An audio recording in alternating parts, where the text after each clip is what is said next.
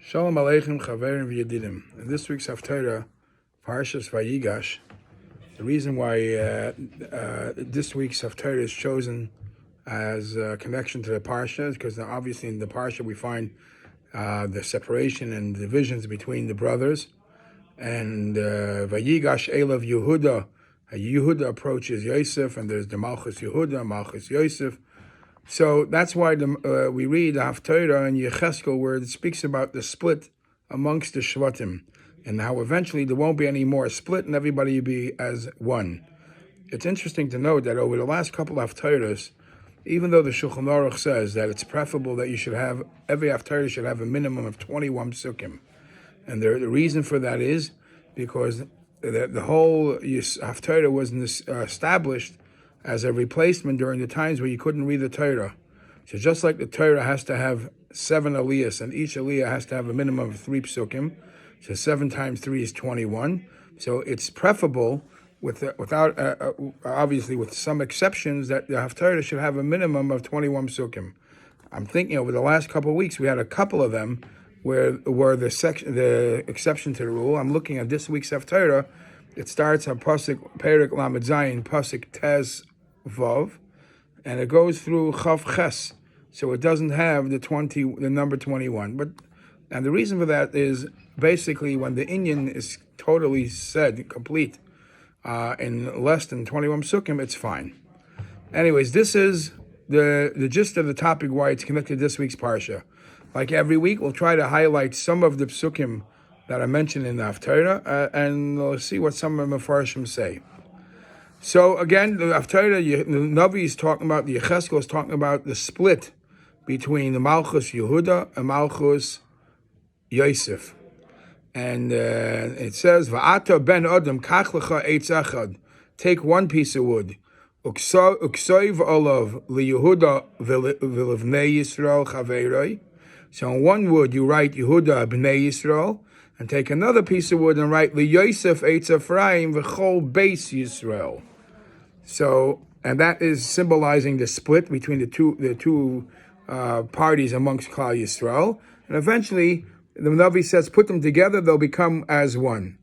So the Abar Benel says, why by Yehuda it says, write Yehuda ubnei Yisrael. And for Yosef it says, write Ephraim v'chol beis Yisrael. V'chol beis Yisrael. What's the difference? So the Barbanel says that Yehuda, when the split happened, Yehuda had just 2 Shvatim. The Aseres HaShvatim went with Yosef and Ephraim. And that's the split of Aseres HaShvatim. There were individuals who weren't happy with the Aseres HaShvatim and left the Aseres HaShvatim to be with Yehuda. Why? Because amongst the Malchei Yisrael started with Yerovim ben Nevat, and Yerovim ben Nevat did not allow Eila Regolim. So some individuals scattered and ran away from Beis Yisrael, and they went to Yehuda. That's why when the Eitz Echad is written, it says Yehuda v'levnei Yisrael, and to those individuals who came in. However, the vast majority of the Sfatim and the people who belong to them, it says Yosef Eitz Ephraim v'chol beis Yisrael chaveira, because over there was the majority. And the Navi says, take these 2 woods, put them together, and they'll become as one.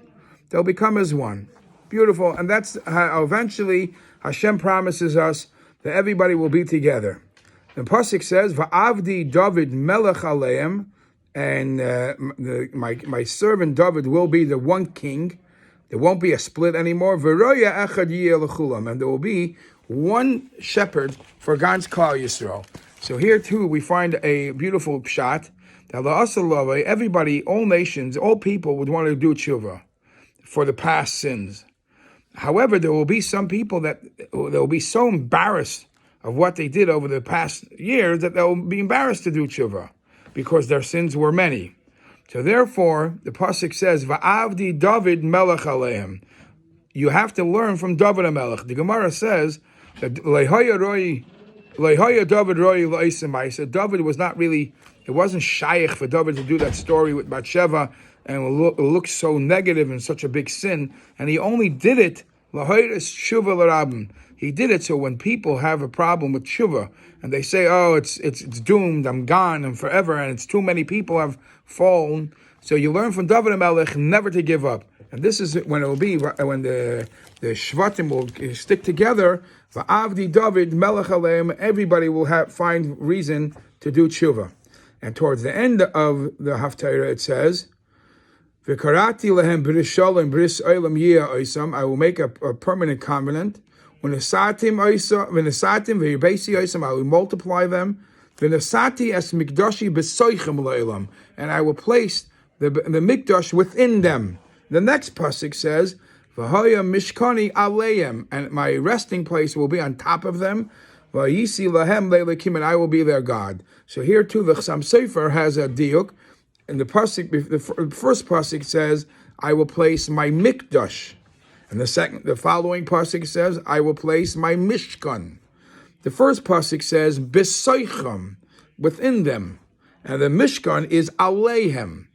So he says the difference basically is when the thing is when the kedusha is permanent, when the kedusha is what you are, is the starting point and the end point of what you are. It's like a circle, and the center point is what's holding it up, and that's the mishkan. That's the mikdash when it's besoichem. If it's only in the lower level, then it would be aleim, and it's only a mishkan.